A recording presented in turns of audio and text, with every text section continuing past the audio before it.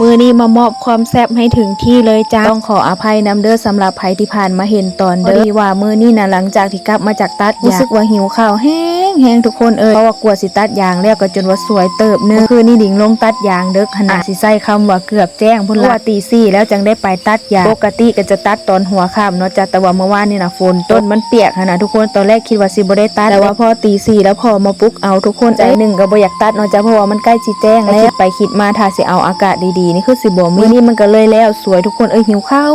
กลับมาหอดกระดังไฟข้างหอดข้าวก่อนแล้วนี่ละกับข้าวเศร้าของลิงมือนี้ใส่ว้อยๆตั้งแต่ตอนตัดยางพุ่นละทุกคนกินตำมักหุ่งนะเพราะว่าเมื่อวานนี่นะพ่อได้มักกอกมาจากแมนว่าเราไปเอามักกอกมาแต่ใส่ทุกคนคิดอยู่ในใจได้ย่ามนี่ก็มีมักกอกแต่ก็บ่ได้ถามพ่อดอกทุกคนบ่ได้ถามละได้ยินแต่เล่าว่าได้มักกอกมาอยู่ในตู้เย็นป้าลิงก็คิดใส่ตำมักหุ่งรถและคันว่ามักกอกมื้อนี้ผู้สวยของลิงก็หาปิดซอบสวยข้าวคือกันเพราะว่าต้องสวยกันเฮ็ดนะทุกคนมันสวยแล้วหิวข้าวนะคนที่หับบทตำมื้อนี้นั่นก็คือลิงเองผู้ชายเขาถนัดตำอยู่แต่ว่าเขาใส่มะกอกแล้วเขาตำบ่เป็นบ่จักว่าเป็นคำอ้างกับบ่จักทุกคนแต่ภาษาตำมักหุ่งใส่มะกอกเนาะมันสิไปยากอีหยังตำมักเพชรแล้วก็ใส่มักหุ่งแล้วก็ใส่มักเล่นซำนี้ซื่อๆหรือว่าเขาบ่อยากเฮ็ดบ่ทุกคนหรือว่าจังใดแต่ก็ยังไข่เนาะจ้ะทุกคนยังสวยเข้าให้อยู่ก็ยังดีกว่าบ่เฮ็ดเลยเนาะไข่อยู่